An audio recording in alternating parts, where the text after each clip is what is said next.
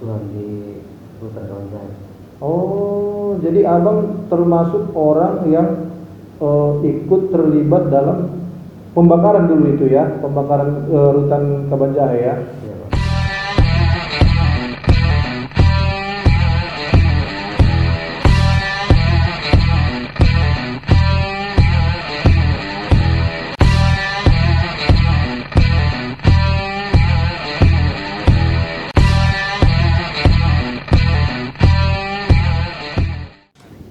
Oke Sobat Curhat, saat ini saya bersama dengan satu orang warga binaan. Beliau ini dulunya bekas tahanan di rutan Kabanjahe, ya Bang ya, rutan Kabanjahe. Tapi karena ada sesuatu hal, Abang ini dimutasi ke Lapas Kelas 1 Medan. Tapi apa permasalahannya sebelum kita bahas, boleh kita perkenalan dulu dengan Abang ini. Namanya siapa Bang? Ya, ini gimana Bang? Dulu Bang Sep itu dulu kan di rutan Kabanjahe. Nah, dulu di rutan Kabanjahe kondisinya apa Bang? Narkoba Pak. Narkoba ya. Narkobanya jenis apa itu? Jenis sabu Pak. Jenis sabu ya. Itu sebagai kurir pengguna atau apa? Kurir Pak. Kurir ya. Oh, berarti berapa tahun dulu Abang di situ? Karena 11 tahun ya pada saat ditangkap kasus narkotika ya. Oke. Jadi selama Abang tahun berapa itu Bang? Itu vonisnya Abang di apa? Tahun 2019 Pak. 2019. Berarti ini masih jalan kurang lebih 2 tahun ya? 2 tahun ya. 2 tahun ya. 2 tahun. Jadi vonis Abang 11 tahun. Nah, 11 tahun ditahan di rutan Kabanjahe. Tapi kenapa Abang dipindahkan ke Lapas 1 Medan? Apa dulu? Ada permasalahan apa di sana itu? Ada Pak. Ada apa masalah? Boleh ceritakan Bang? Masalah kerusuhan di rutan Kawanjaya. Oh, jadi Abang termasuk orang yang ikut terlibat dalam pembakaran dulu itu ya, pembakaran rutan Kabanjahe ya. Iya Pak. Tahun berapa kemarin kejadiannya?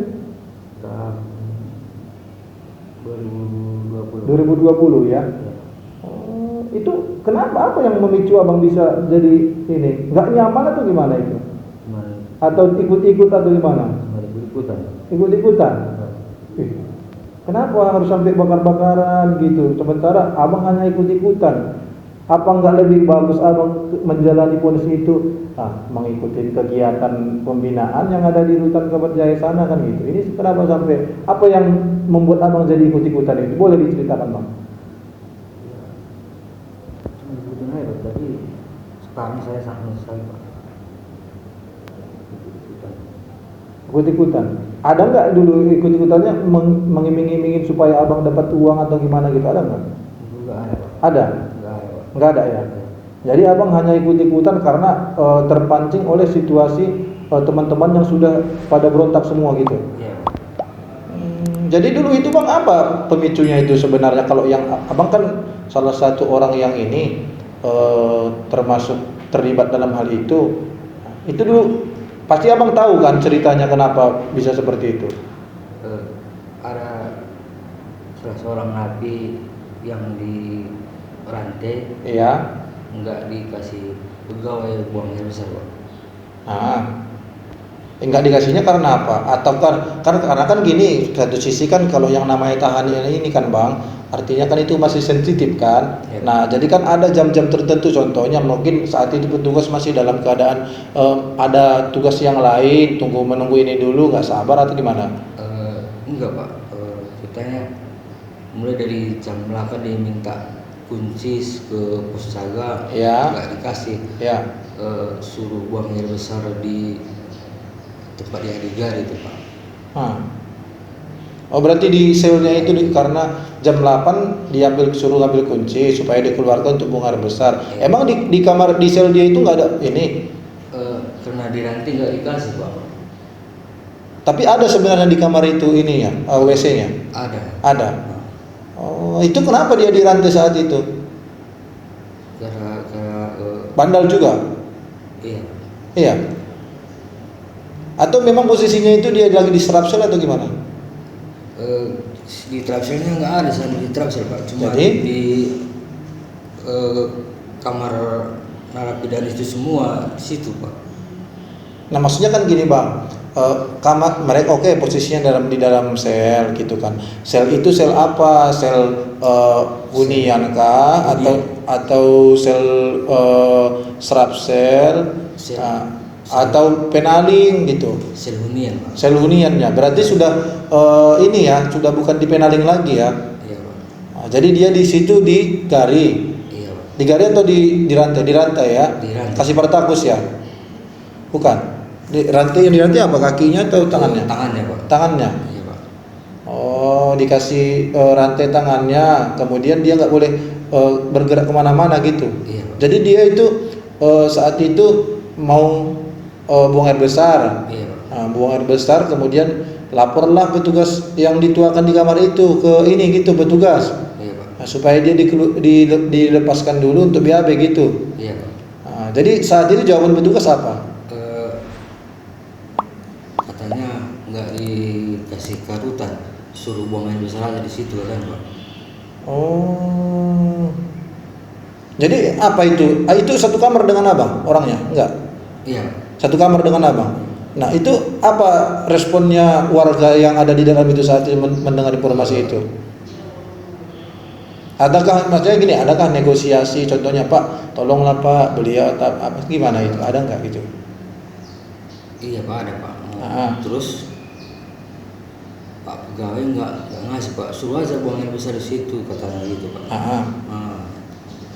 Kan nggak mungkin Pak, posisinya dia juga lagi di rantai. Tolonglah Pak dibuka sebentar, setelah itu nanti kalau mau di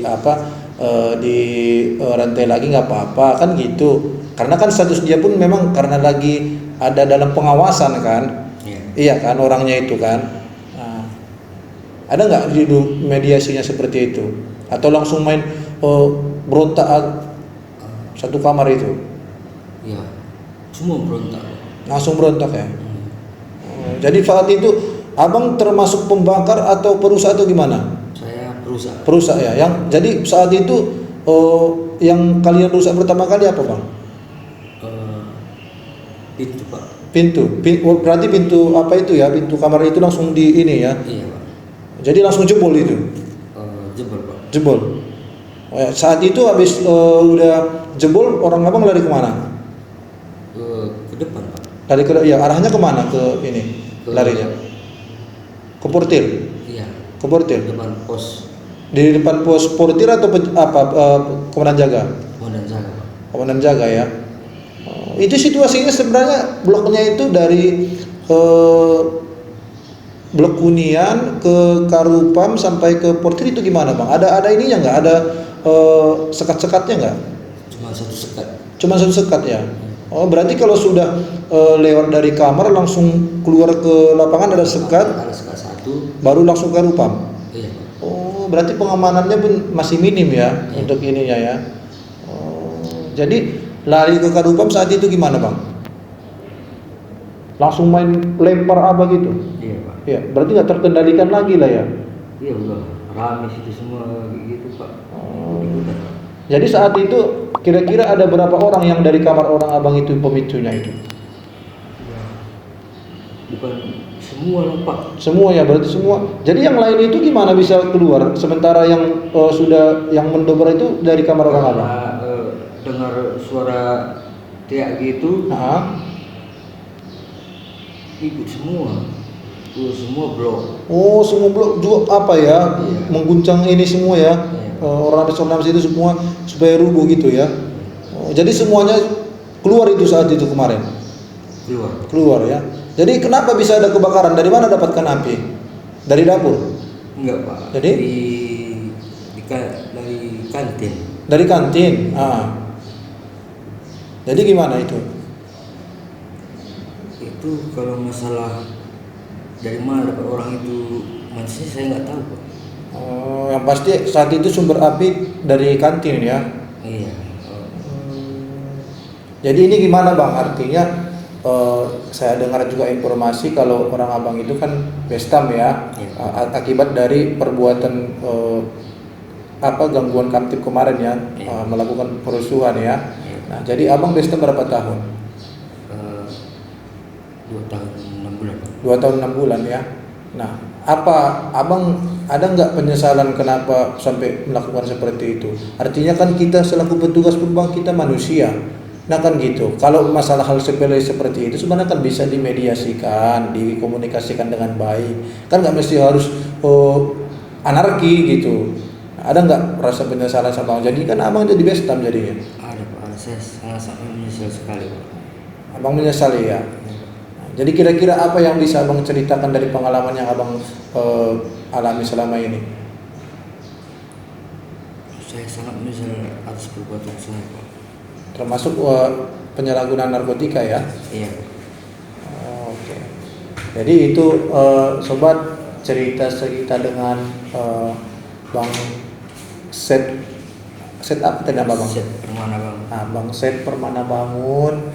Ya beliau juga sudah menyesali apa yang dia lakukan, termasuk pada saat dia penyalahgunaan narkotika, begitu juga melakukan tindakan perusuhan di rutan Kaban Jahe.